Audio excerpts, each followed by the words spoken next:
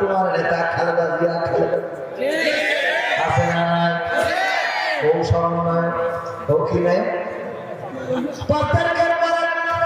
সমন্বয়ক হয়ে গেছে। ওরা বাবা এই যে বাতাস বুঝে চলা আবার এখন সেদিন আমাদের মাহফিলে আহারে না হলেও পারি পুলিশদের সাথে দেখা হলে সালাম দিয়ে বলে করবেন সালাম ভাই শোনেন কানে কানে একটা কথা আছে। আমি শিবির সাথে ছিলাম।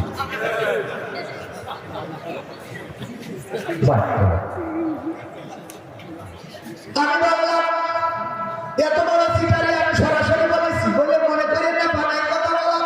আমাদের 3 দিন ব্যাপী মাহফিল হলো, কোরআনের মাহফিল দেখেছেন আপনারা? সেই মাহফিলের জন্য একটা অল্টারনেট হয়ে 3 তারিখেরটা এসেছে 5 তারিখে, ঠিক তো? আমি ছিলাম আগের দিন। আল্লাহ যদি কয় আমার মাদ্রাসার বই বিতরণের দিন ইউনো মহোদয় আসবে। নাম হলো ভূপালী সরকার, অত্যন্ত চমৎকার একজন মানুষ, হিন্দু কিন্তু ইসলাম সম্বন্ধে অনেক মুসলমানের থেকে ভালো জানেন। এই ভূপালী সরকার আমার শ্রদ্ধাবাদের ইউনো মহোদয় উপজেলার কেন ওনাকে বললাম আমার মাদ্রাসার বই বিতরণে আপনাকে থাকতে হবে, কারণ আপনি আমাদের অভিভাবক। উনি কথা দিলেন থাকবো এবং উনি এসেছিলেন। উনি আসবেন বলে খুব ভালো করে রান্না করলাম, শোল মাছ, শোল মাছ, চিংড়ি মাছ, ইলিশ মাছ, তিমি মাছ, তিমি মাছ ছিল না।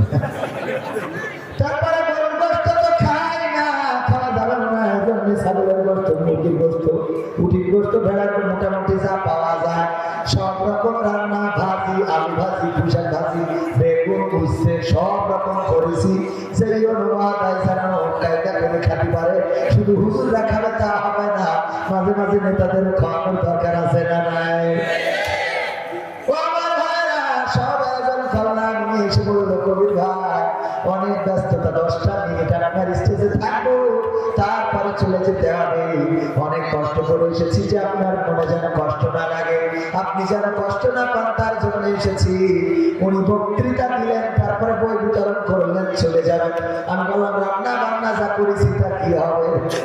বলছেন ওগুলো যা হয়েছে ওই পর্যন্ত থাক, এরপরে যাদের খাওয়াবো না খিচুড়ি দিয়ে বিদায় করবো না, মজা করিতে যাবে। এইগুলো বোঝেন, ইউনোর খাবার ওদের কথা। রিজিকের মালিক কে? ইউনোর কপালে যেটা না আল্লাহ লেখেন না সেটা লিখেছেন কাজের লোকের জন্য। ওই দিন কাজের লোকগুলো খুব মজা করে খেয়েছে, কারণ এত খাবার মানে কি করবো, লাস্টে যারা কাজ করি চাইছিলাম খেয়ে মানে বিভক্ত হয়ে এত খাবার গুলো তো ঠিক করতে হবে, নষ্ট করতে লাগবে। আচ্ছা খাও, এই রিজিক বন্টন করেন কে? 3 তারিখে থাকার কথা অল্টারনেট হয়ে 5 তারিখে চলে এসেছে। ভাইরা আমার 3 দিন ব্যাপী মাহফিল, অনেক পরিশ্রম গেছে শরীরের দিকে তাকালে, কণ্ঠের দিকে কণ্ঠ শুনলে বুঝতে পারেন।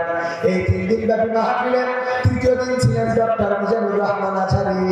গিয়েছিলেন নাকি এখানে কেউ একজন আছেন? এই যে কয়েকজন আছে গিয়েছে তারা জানে, হাজার হাজার নয় লাখো লাখো তৌহিদি জনতার ঢল নেমেছিল, বলেন ঠিক না?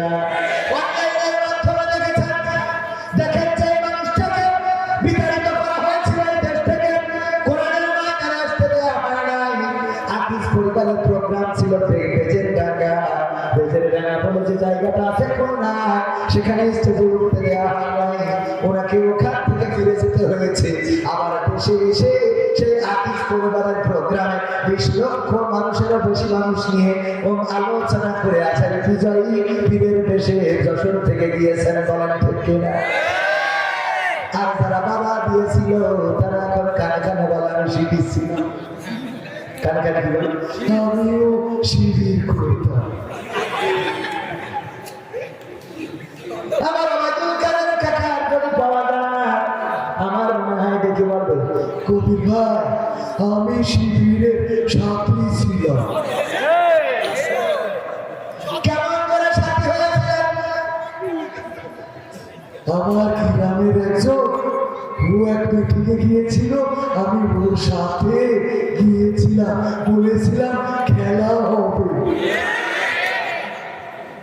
ঠিক আছে? এই হলো শিবিরের সাথী। শিবিরের সাথী হতে গেলে লেখাপড়া করা লাগে, কথা পায় না। অনেকেই মনে করে শিবিরের সাথী মানে সাথী সাথী রে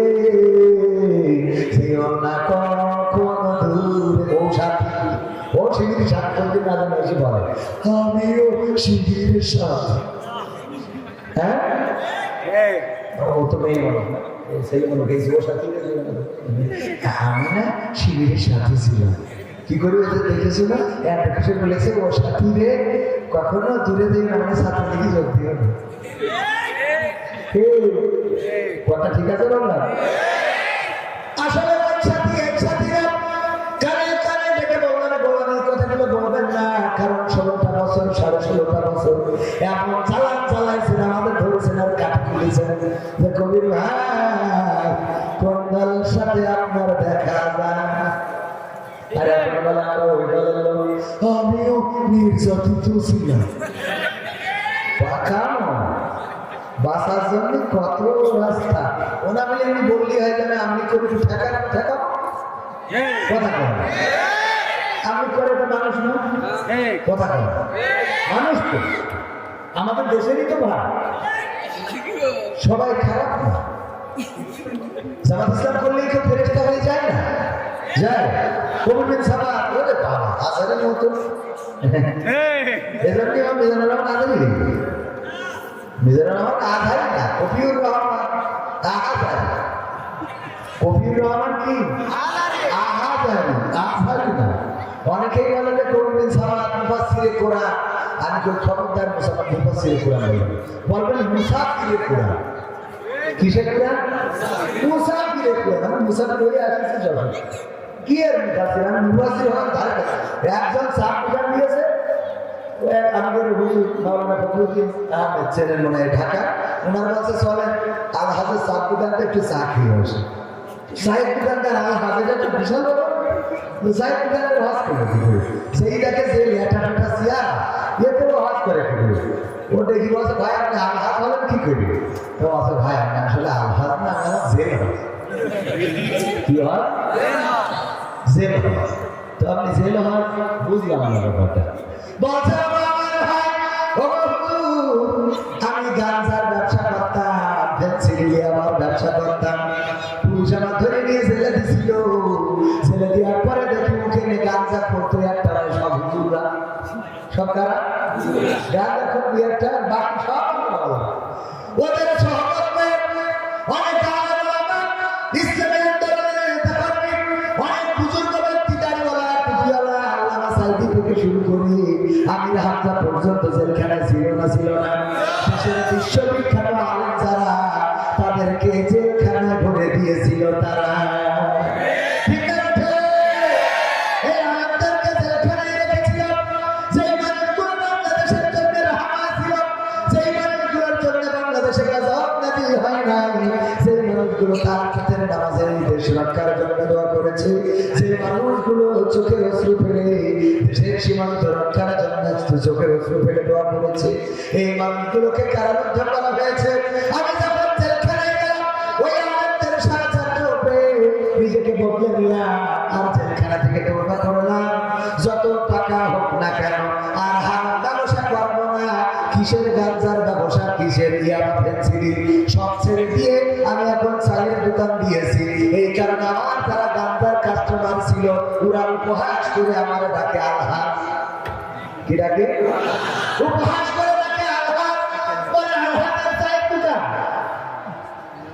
আসলে আমি আলহাজ না আমি হলাম জেল হজ কি হজ জেল হজ আমি যেমন আপনাদের মাঝে আমি একজন ওই জাতীয় লোক বুঝে নিলেন বেশি বলা লাগবে না অল্পতে বুঝে যাবেন আমি ওরকম কেউ নয় অনেক বড় কেউ নয় বড় আলোচক নয় একেবারে সাধারণ মানুষ আমার নামের আগে মুফাসসির লাগানো যাবে না মুসাফির আমার নামের আগে টাইটেল বসানো যাবে না শুধু কবির বিন সামাদ এইটুকুই যথেষ্ট আর কোনো পরিচয় কিয়ামতে কি কাজে লাগবে কোনো পরিচয় কাজে লাগবে না এই যে কোট পড়েছি নিজেদের রহমান আজহারির মতো আমি যদি কিয়ামত পর্যন্ত চেষ্টা করি তাও নিজেদের রহমান আজহারির ধারের কাছে যাইতে পারবো যাওয়া যাবে না যাবে না আমার আজহারি ভাই যে জায়গায় আছেন ওই জায়গা থেকে যদি চেষ্টা করেন মক্কার ইমাম সাহেবের কাছে যেতে পারবেন না আল্লাহ রাব্বুল আলামিন যার যতটুকু সম্মান যার যতটুকু প্রাপ্য আল্লাহ নির্ধারণ করে রেখেছেন এবং বেলা শেষে বুঝিয়ে দেবেন বলেন সুবহানাল্লাহ।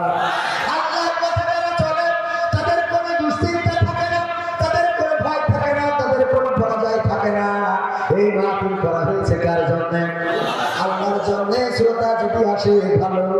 শ্রোতা যদি না আসে তা আমরা যখন নামাজ পড়ি মসজিদে কোনো উঠতে 5 জন, কোনো উঠতে 25 জন, কোনো উঠতে 125 জন, ইমাম সাহেব মন খারাপ করে? মন খারাপ করে? কারণ নামাজ কার জন্য? আল্লাহর জন্য। যখন 10 জন এসেছে আলহামদুলিল্লাহ, যখন 25 জন এসেছে আলহামদুলিল্লাহ, যখন 125 জন এসেছে আলহামদুলিল্লাহ। ও আমার ভাইরা, আল্লাহ কবুল না করলে আসা যাবে না। প্রথম যে কথা বলছিলাম, মৃত্যুর স্বাদ সকল প্রাণীকে নিতে হবে। আমার আল্লাহ সূরা বাকারার 2 নম্বর পবিত্র কোরআনের 2 নম্বর সূরা 28 নম্বর আয়াত সুন্দর করে বলে দিলেন, কাইফা তাকফুরুনা বিল্লাহি ওয়া কুনতুম আমওয়াতান ফাআহইয়াকুম সুম্মা ইউমীতুকুম সুম্মা ইউহয়িকুম সুম্মা ইলাইহি তুরজাউন।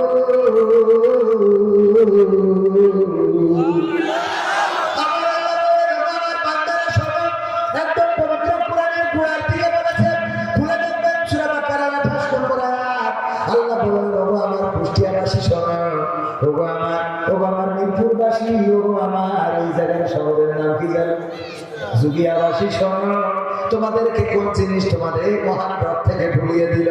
অথচ তোমরা ছিলে মৃত, তোমাদের কোনো জীবন ছিল না, তোমাদের কোনো আকার ছিল না, তোমাদের কোনো আকৃতি ছিল না, পৃথিবীর পরে তোমাদের কোনো অস্তিত্ব ছিল না।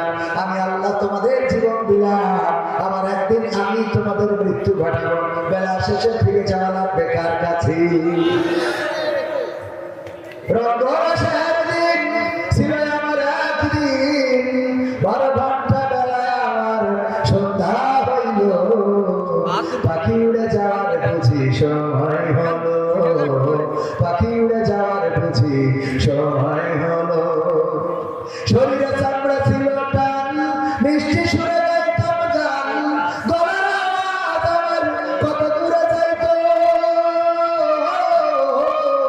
শরীরে চামড়া ছিল টান, মিষ্টি সুরে গাইতাম গান, গলার আওয়াজ আমার কত দূরে যাইতো। পাইকে গেল মাথার চুল, কথা বলতে পড়ে ভুল, পাইকে গেল মাথার চুল, কথা বলতে পড়ে ভুল, চোখে দেখি গন্ডগোল, গন্ধ নইল, পাখি উড়ে যাওয়ার বুঝি সময় হলো, পাখি উড়ে যাওয়ার বুঝি সময় হলো। ঘন ঘন আসে দম, কানেতে শুনি কম, পিছে পিছে দম আমার ঘুরতে লাগিল। ঘন ঘন আসে দম, কানেতে শুনি কম, পিছে পিছে দম আমার ঘুরতে লাগিল। খাটো হয়ে আসছে পাও, হীন হলো সর্বদা, খাটো হয়ে আসছে পাও, হীন হলো সর্বদা। ভালো বুঝি সময় আমার ফুরিয়ে এলো, পাখি উড়ে যাওয়ার বুঝি সময় হলো, পাখি উড়ে যাওয়ার বুঝি সময় হলো। এত সুন্দর পরিপাটি খাঁচায় আমার ছিল খাটি, দিনে দিনে খাঁচায় আমার জং ধরিল। এত সুন্দর পরিপাটি খাঁচায় আমার ছিল খাটি, দিনে দিনে খাঁচায় আমার জং ধরিল। পুরাতন খাঁচাতে পাখি করে শুধু ডাকাডাকি, পুরাতন খাঁচাতে পাখি করে শুধু ডাকাডাকি। একদিন আমার দিয়া পাখি উড়িয়া যাইব, পাখি উড়ে যাওয়ার বুঝি সময় হলো, পাখি উড়ে যাওয়ার বুঝি সময় হলো।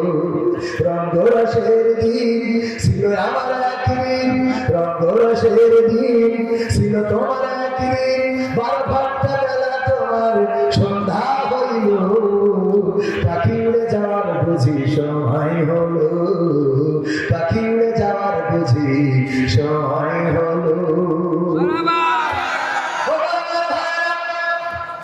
আমরা জানি না কে কবে মারা যাব। আল্লাহর নবী সাল্লাল্লাহু আলাইহি ওয়াসাল্লাম একদিন সাহাবীদের বললেন, ও আমার সাহাবীরা শোনো, তোমাদের সামনে একটা ঘটনা বলবো, তোমরা যে যদি জানো প্রশ্ন করলে উত্তর দিবা না, বুঝলে আমার কাছে জানতে চাইবা। সাহাবীরা বললেন, হুজুর ঠিক আছে আমরা রেডি আছি। বিশ্বনবী সাল্লাল্লাহু আলাইহি ওয়াসাল্লাম বললেন, একজন মরুপথিক 1 মাসের রাস্তা যাবে, 1 মাসের রাস্তা চলার জন্য রওনা করেছে মরুপথিক। যারা সৌদি আরবে গিয়েছেন তারা জানেন, মাইলের পর মাইল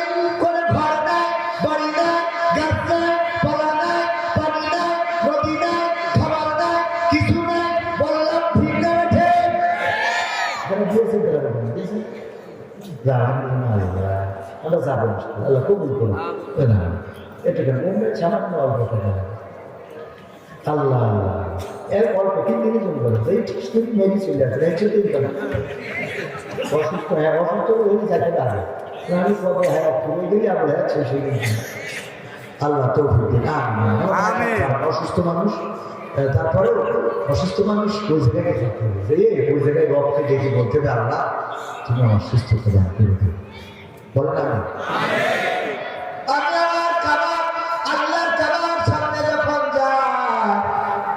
যাওয়ার পরে আমার জন্মদাতা পিতার কথা মনে পড়ে আরে আমার আব্বার কত ইচ্ছা ছিল একটু কাবাটা তাওয়াফ করবে সেই সময় পায় না 2002 সালে মাহফিল করে ফেরার পথে কোনো না কোনোভাবে মারা গেলেন কেউ বলে মেরে ফেলেছে কেউ বলে অ্যাক্সিডেন্ট করেছে রাস্তায় নিয়েছিলাম কালীগঞ্জের থানা থেকে অসংখ্যবার এই ঘটনাগুলো বলা আছে আমি এটা এই জন্য বলছি যখন কাবায় যায় ওই বাবার কথা মনে পড়ে চোখ থেকে অশ্রু ঝরে কাবার মালিকের কাছে বলি ও মালিক তুমি বাবাকে ক্ষমা করে দিও তুমি বাবাকে ক্ষমা করে দিও ও মালিক তুমি বাবাকে ক্ষমা করে দিও এবার যখন গিয়েছি আমার পরিবার নিয়ে আমার 2 পরিবার 2টা সন্তান ছোট একটা 5 বছর বয়স আর একটা 10 বছর বয়স আমি এবার ওদেরকে নিয়ে গিয়েছি ওই 2 সন্তানকে বসালাম কাবার সামনে আর বললাম আমার খোকারা আমি এসে আমার কাবার মালিককে বলেছি আল্লাহ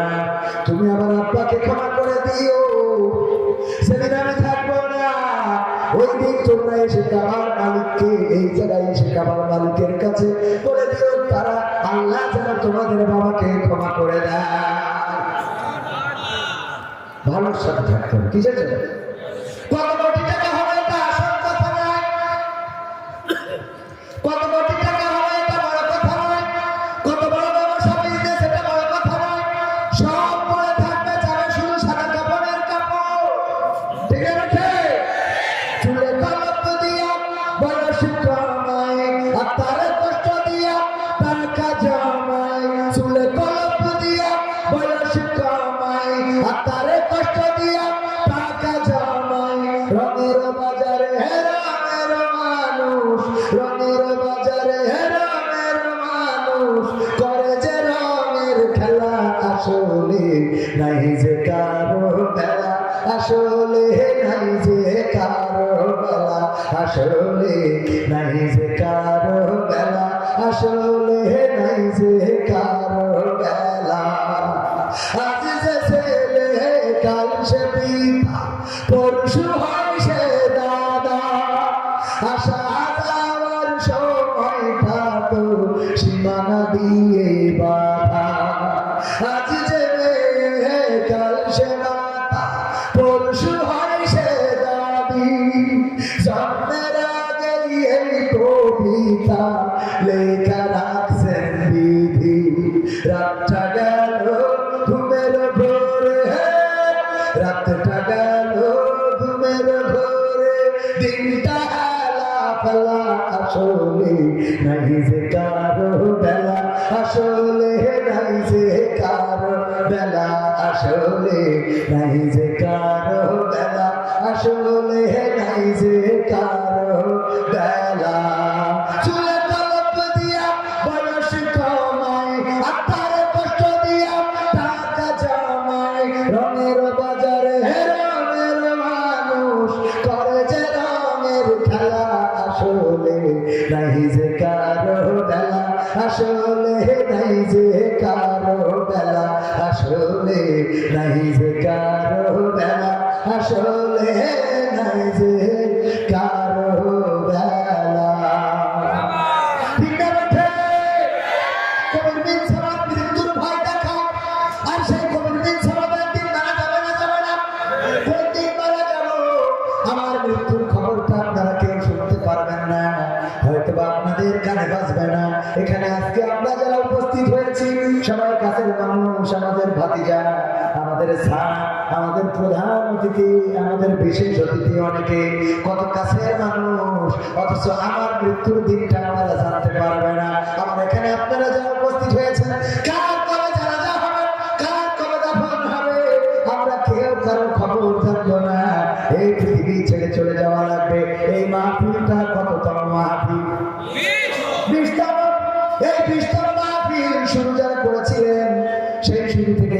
বছরের মধ্যে যারা শ্রোতা ছিলেন সব শ্রোতা কি আছে নাকি? কিছু শ্রোতা আমাদের ডান পাশে গোরস্থানে শুয়ে আছে না? এখন যদি ওরা আল্লাহ বলে ওয়াজ শুনে হয়তো শুনতে পারে, কিন্তু ওখান থেকে আর এখানে এসে বসার সুযোগ হবে না, আর কোনোদিন আসতে পারবে না, বসতে পারবে না।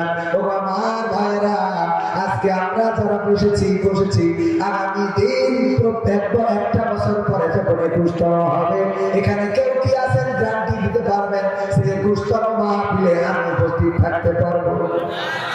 কেউ পারবেন? একজনও পারবেন না। তাই এই মাহফিলটা হতে পারে আমাদের জীবনের শেষ মাহফিল, হতে পারে এই বছরের শেষ মাহফিল, হতে পারে আজকের দিনের শেষ মাহফিল। আগামীকাল সকালবেলা আমাদের কার মৃত্যু এসে যেতে পারে আমরা কেউ জানি না। কবির দিন সামাজ ওয়াজ করেছে, আবার আগামীকাল তার মৃত্যুর ঘন্টা বেজে যেতে পারে না? মাঝে মাঝে মসজিদে যাবেন, মসজিদে তো প্রতিদিন যাবে, কিন্তু একটা কথা শিখাই দিই, মসজিদে যাওয়ার পরে খাটিয়ার দিকে তাকাবেন। খাটিয়া মসজিদে আছে না? এই খাটিয়ার দিকে তাকাবেন, সব করে দেবেন, মনটা খাটিয়ার দিকে করে দেবেন, দুনিয়ার সব চিন্তা ভুলে যাবেন, ব্যবসা বাণিজ্য, টাকা পয়সা, স্ত্রী সন্তান সব ভুলে যাবেন। তারপরে খাটিয়ার দিকে এক নজর তাকিয়ে থাকবেন 1 মিনিট। এরপরে প্রশ্ন করবেন, খাটিয়া তুমি তো কয়েকদিন আগে আমার বাবাকে নিয়ে গিয়েছিলে, তার কিছুদিন পূর্বে তোমার খাটিয়ায় চলে আমার দাদা গিয়েছিল, তার কিছুদিন পূর্বে আমার গ্রামের অমুক লোক গিয়েছিল, এর কিছুদিন পরে আমার অমুক বন্ধু চলে গেল। ও খাটিয়া বলো দেখি এবার তুমি কার পথে আছো? প্রশ্ন করবেন, খাটিয়া জবাব দেয়, আপনার হৃদয়ের কান শুনতে পাবে। খাটিয়া যেন ডেকে বলে, ও আল্লাহর বান্দা তৈরি হও, যেভাবে তোমার দাদা গেল, যেভাবে তোমার চাচা গেল, তোমার বাবা গেল, আমার মাঝের জাতি হয়ে ও আল্লাহর বান্দা তৈরি হও, একই ভাবে কালকে তোমার পালাটা হয়ে যেতে পারে। কবরের কাছে যাবেন, গোরস্থানে যে বসে থেকে বলবেন, কবরের মাটি তোমার মধ্যে ঘুমিয়ে আছে আমার দাদা, তোমার মধ্যে ঘুমিয়ে আছে আমার বাবা, তোমার মধ্যে ঘুমানো আমার মা, তোমার মধ্যে ঘুমানো আমার আপনজন আত্মীয় স্বজন। ওগো কবরের মাটি বলো, এবার তুমি কার ঘর তৈরি করে রেখেছো? কবরের মাটি যেন ডাক দিয়ে বলে, আল্লাহর বান্দা তৈরি হয়ে যা, এবার আমার মধ্যে তোমার ঘরটা হয়ে যেতে পারে। কত কাপড় কিনলেন, কত নতুন জামা কিনলেন, কত নতুন কত রঙিন পোশাক পরলেন, একবার যে কাপড়টা আপনার লাগবে, লাগবে, যে কাপড়টার দামটাও জিজ্ঞেস করেন না, কোনদিন দোকানে যে জিজ্ঞেস করেন না ভাই কাপড়ের দাম কত, এটা তো লাগবে। এমন একটা পোশাক যে ব্যক্তি কেনে সে পরে না, যে গেছে সেও পরে না, আর যে পরে সে জানে না তার জন্য আজকে কোন দোকানের পোশাক আনা হলো। ওগো আমার ভাইরা, ওসমান রাদিয়াল্লাহু তাআলা আনহু যখন কবরের কাছে যেতেন খুব বেশি কান্না করতেন। আল্লাহর নবীর সাহাবীরা বলেন, ওসমান আশারায়ে মুবাশশারা, 10 জন সাহাবী আশারায়ে মুবাশশারা বোঝেন কিনা? সুসংবাদ প্রাপ্ত 10 জন সাহাবী যারা এই দুনিয়ায় জান্নাতের সুসংবাদ পেয়েছে, তাদের মধ্যে আপনি তো হলেন 3য়তম ব্যক্তি। ওগো ওসমান, সে আপনি কেন কবরের কাছে এসে কান্নাকাটি করেন? ওসমান রাদিয়াল্লাহু তাআলা বললেন, ও সাহাবীরা, আল্লাহর নবী বলেছেন এই কবরটা হলো এমন একটা জায়গা, এমন একটা গেট, এই গেটে যদি কেউ আটকে যায় তাহলে তার আর কোনো গেটে পার পাওয়ার সম্ভাবনা থাকে না, আর এই গেটে যদি কেউ পার পেয়ে যায় তাইলে তার আর কোনো গেটে আটকানোর ভয় থাকে না। এই জন্য যখন কবরের কাছে আসি তখন নিজেকে সামলাতে পারি না, না যাবি এই কবরে কি হবে, এই কবরে কি হবে। খাদিজা রাদিয়াল্লাহু তাআলা, আমার মা বোনেরা, এটা আপনাদের শোনা আমার মা বোনেরা কোথায় দৌড়ান, কেন এত সাজুগুজু করেন, কিসের এত সৌন্দর্য, কিসের এত চেহারা প্রদর্শন? ওই পূর্ণিমার চেহারা থাকবে না, ওই পরিমণির কদর থাকবে না। গতকালকে কোন একটা নায়িকার মৃত্যুর খবর পত্রিকায় শুনলাম যে 4 দিন স্ট্রোক করে বাড়িতে পড়েছিল। এমন নায়িকা অঞ্জনা, সম্ভবত না অঞ্জনা, এই অঞ্জনা নামের নায়িকা অনেক খানের অঞ্জনা না। পত্রিকায় পড়লাম 4 দিন পড়েছিল স্ট্রোক করে, বেঁচে পড়েছিল, সন্তান বলেছে সমস্যা না। এমন অনেকবার হয়েছে এই মানুষটা মারা গেল, যারা পর্দায় অভিনয় করেছে, মানুষকে মন বাতিয়েছে, এত সৌন্দর্য ছিল, এই সৌন্দর্য থাকে না, পৃথিবী ছেড়ে চলে যেতে হলো। মৌসুমের সৌন্দর্য থাকবে না, পরিবারের সৌন্দর্য থাকবে না, সাধুরের সৌন্দর্য থাকবে না। কালের পরিক্রমা এমন একটা দিন এসে যাবে যে তাদের দিকে কুত্তাও এক নজর তাকাবে না।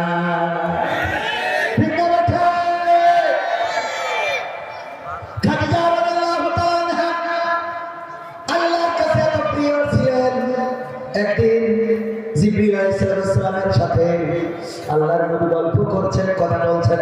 হঠাৎ করে জিবরিল আলাইহিস সালাম বললেন, ও নবী, আমার যাওয়ার সময় হয়ে গেছে, আমি ছুটে চললাম। আমি চলে যাই, কারণ আমি দেখতে পাচ্ছি বিবি খাদিজা আপনার জন্য খাবার নিয়ে আসে গো নবী। তবে যাওয়ার আগে বলে যায়, আপনি আজকে বিবি খাদিজা আসার পরে বলবেন তোমার জন্য 2টা সুসংবাদ। কয়টা? কয়টা? 2টা সুসংবাদ। কি সুসংবাদ? একটা হলো আল্লাহর নবী আপনি বলবেন বিবি খাদিজাকে আমি জিবরাইল আলাইহিস সালাম সালাম জানিয়েছি। আর 2 নম্বর হলো বিবি খাদিজাকে বলবেন স্বয়ং আল্লাহ রাব্বুল আলামিন বিবি খাদিজাকে সালাম বলেছে। সুবহানাল্লাহ, আরে বলো সুবহানাল্লাহ। আল্লাহর নবীর কাছে যখন খাদিজা রাদিয়াল্লাহু তাআলা আসলেন, বললেন গো খাদিজা, তোমার জন্য 2টা সুসংবাদ। একটা হলো ফেরেশতা জিবরাইল তোমার সালাম বলেছে, আর একটা হলো আল্লাহ রাব্বুল আলামিন তোমার জন্য সালাম পাঠিয়েছে। খাদিজা বললেন, ও নবী, আমি জিবরাইলের সালাম দিতে পারবো, সালামের উত্তর দিতে পারবো, কিন্তু নবী গো, আল্লাহর সালামের জবাব কেমন করে দিতে হয়? আল্লাহর সালামের জবাব কেমন করে দিতে হয় নবী আমি জানি না, আপনি আমার পক্ষ থেকে আল্লাহর সালামের জবাবটা দিয়ে দিন। এই খাদিজা রাদিয়াল্লাহু তাআলা আনহা যিনি আল্লাহ সালাম পেয়েছে, সেই খাদিজার মৃত্যুর সময় নবীকে ডেকে বললেন, আমার স্বামী জীবনে কোনো আবদার করে নাই, কিছু চাই না, কোনোদিন কিছু চাই না, আজকে 3টা আবদার করবো, নবী রাখবেন নাকি? আল্লাহ নবী বললেন, খাদিজা বলো তোমার আবদার গুলো কি? খাদিজা বললেন, ও নবী, আমার মৃত্যুর পরে আমার কাফনের কাপড়টা আপনার জামা দিয়ে দিবেন। 2 নম্বর আবদার, আমার কবরের মধ্যে একটু গোড়া করে দিবেন। আর 3 নম্বর আবদার হলো নবী, মুনকার নাকির এসে যখন প্রশ্ন করবে, মান রব্বুকা মান দীনুকা আমার নবীকা, আমি তো ওই প্রশ্নের উত্তর আমি ভয় পেয়ে যাব, আমি দিতে পারবো কি পারবো না। আপনি আমার কবরের কাছে দাঁড়িয়ে থেকে ফেরেশতারা যখন এসে প্রশ্ন করবে, আপনি আপনার পক্ষ থেকে উত্তর দিয়ে দিবেন।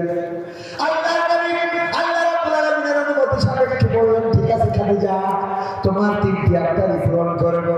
খাদিজা রাদিয়াল্লাহু তাআলা ইন্তেকালের পর আল্লাহর নবী নিজের জামা দিয়ে কাফনের ব্যবস্থা করলেন। কবর খনন করা হয়ে গেলে সেই কবরের মধ্যে গোড়া করে দিলেন। তারপরে কবর দেওয়া হয়ে গেলে আল্লাহর নবী দাঁড়ানো, সাহাবীরা সব চলে গেছে, আল্লাহর নবী কবরের কাছে দাঁড়ানো, বিশ্বনবী আসে না, কেউ ডাকার সাহস পায় না। অনেকক্ষণ পরে ফেরেশতা জিবরাইল এসে বললেন, ও নবী, আপনি বাড়িতে যান, ফাতেমা কুলসুম তারা কান্নাকাটি করে, তাদেরকে সান্ত্বনা দেন। আল্লাহর নবী বললেন, ও জিবরিল, আমার খাদিজার ওসিয়ত ছিল, 3টা আবদার ছিল, 2টা পূরণ করেছি, 3 নম্বর পূরণের জন্য অপেক্ষায় আছি। 3 নম্বর আবদার, মুনকার নাকির আসলে যেন আমি তাদের প্রশ্নের জবাবটা নিজে থেকে দিয়ে দিই। আল্লাহর ফেরেশতা জিবরাইল আলাইহিস সালাম বললেন, ও নবী, আপনি বাড়িতে যান, বাড়িতে যান, আল্লাহ আমাকে পাঠিয়েছে। আল্লাহ রাব্বুল আলামিন বললেন, যা আমার হাবিবকে যে গিয়ে খবরটা জানা যে খাদিজা কবরের প্রশ্নের জবাবের এত ভয় পেয়েছে, সেই খাদিজার প্রশ্নের জবাব আল্লাহ রাব্বুল আলামিন আরশে আজিম থেকে নিজেই দিয়ে দিয়েছে।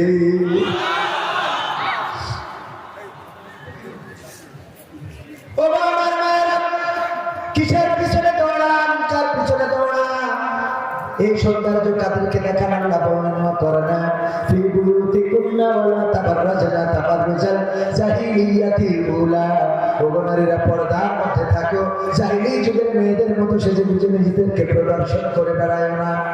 আর এখনকার মা-বোনেরা এত সাজুগুজু করে, যার কাপড় বেগম পরিমণি হয়ে বসে থাকে, আর আমার যুবকেরা ওই দেখে পাগল হয়ে যায়, এসে বলে আব্বা আমি ওই পরিমণির ছাড়া বাঁচবো না, আমি আলতা সুন্দরী ছাড়া বাঁচবো না, আমার মেয়েকে ছাড়বে না, হবে না রে। বলে না, বলে না। এরপরে বিয়ে করে, করার পরে যখন এক বছরের পরে সব ভেঙে গেল, সব শেষ। এক বছরের পরে সব শেষ, মেকআপ আর মেকআপ নাই, ভিতরের চেহারাটা ফুটে উঠেছে। তখন সুন্দর করে বলে আমি পারি না, আর পারি না, আমি কেন মরি না, আজরাইল কি চিনে না আমার গো, আমি পারি না, আর পারি না,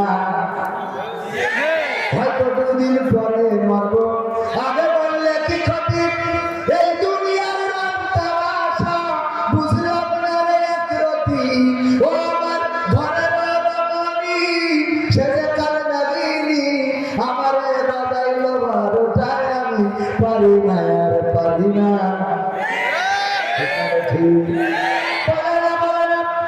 তবে পুরুষরা ধন্যবাদ দিই, কত ভালো, কত ভালো, কত ভালো, যে নিজের মরণটাকে কিন্তু অন্যের মরণ চায় না।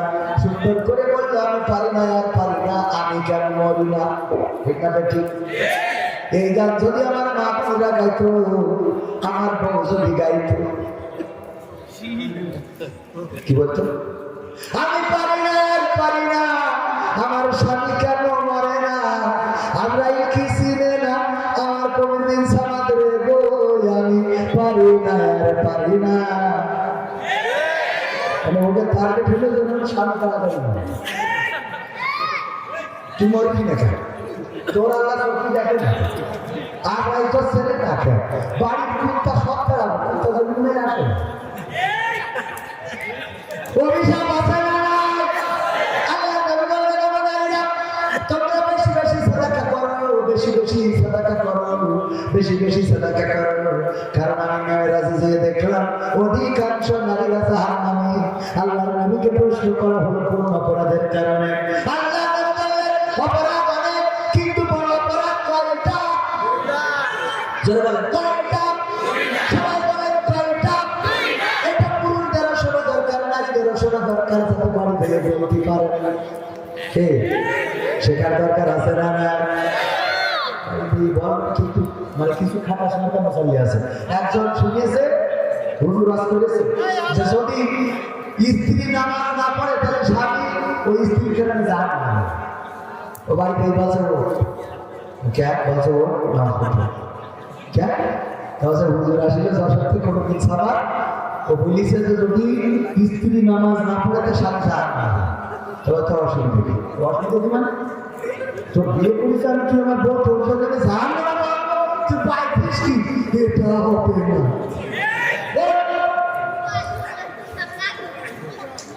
বলছে যে আমি নামাজ পড়ি, তুমি জানো না, ঠিক আছে, তো নামাজটা তুমিও পড়ো।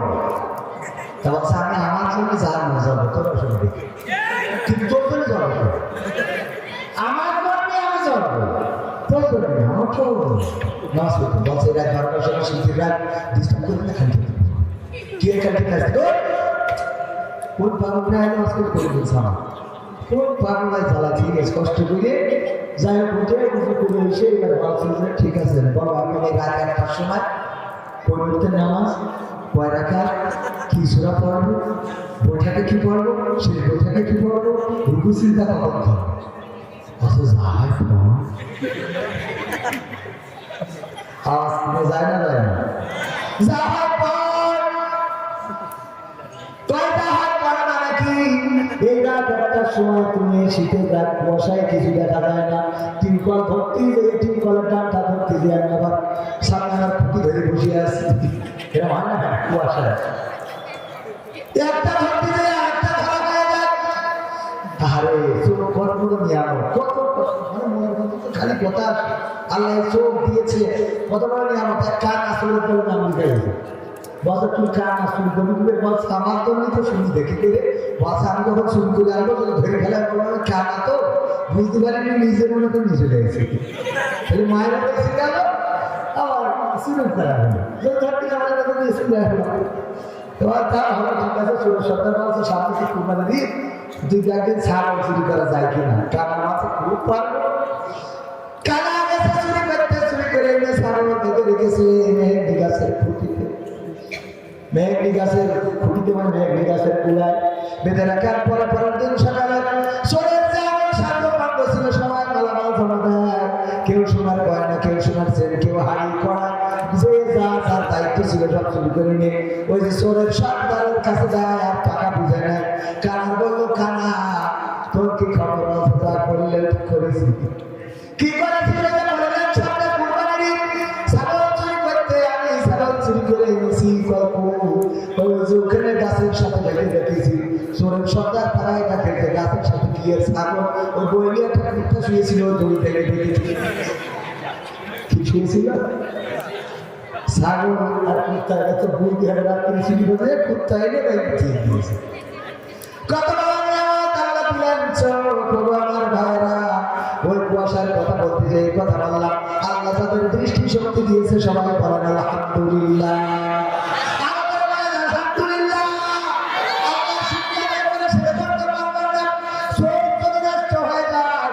কিছু দেখবেন না, মাঝে মাঝে দেখবেন কুষ্টিয়ায় যদি মিরপুর বা অন্য শহরে চলে যা ওই মোড়ের মাথায় একটা রেখে খালি আল্লাহ আল্লাহ আল্লাহ আল্লাহ আল্লাহ আল্লাহ আল্লাহ আল্লাহ আল্লাহ আল্লাহ আল্লাহ আছে না না এত টাকা থাকে ওর যদি চোখ থাকতে গান্ধার ব্যবসা ঠিক আছে ঠিক আছে চোখ নেই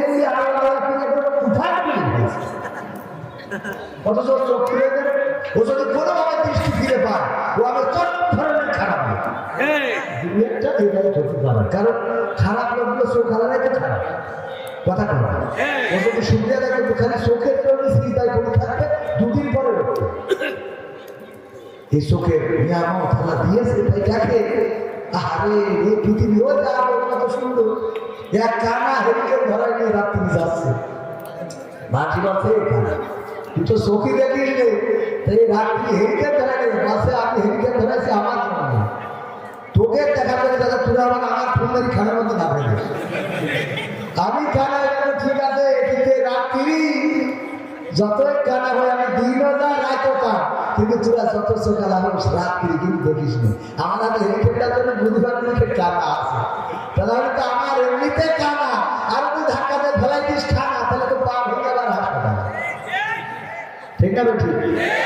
আমি হেলিকে আমার দেখা যাবে নি তোর দেখা যাবে তুমি যেন দেখে আমার মানুষ কথা কি বোঝা গেছে, বোবা লোকে চলতে পারে বলতে পারে না, বন্ধু লোকে বলতে পারে চলতে পারে না, কানা লোকে শুনতে পারে দেখতে পারে না, কালা লোকে দেখতে পারে শুনতে পারে না। তুমি যদি তাদের চেয়ে একটু ভালো থাকো তবে কেন শুকরিয়াটা আদায় করো না, তবে কেন শুকরিয়াটা আদায় করো না, তবে কেন শুকরিয়াটা আদায় করো না। চোখ দুটো দিল দেখতে তোমার শুনতে দিল কান, জিহ্বা দিল সাথ দিতে আর নাকে শুকরান কথা বলো। চোখ দুটো দিল দেখতে তোমার শুনতে দিল কান, জিহ্বা দিল সাথ দিতে আর নাকে শুকরান। এবার তুমি ভেবে দেখো না, এবার তুমি ভেবে দেখো না কতটা সুখে থাক, তবে কেন শুকরিয়াটা আদায় করো না, তবে কেন শুকরিয়াটা আদায় করো না, তবে কেন শুকরিয়াটা আদায় করো না, তবে কেন শুকরিয়াটা আদায় করো না। হাত দুটো দিল মারতে তোমার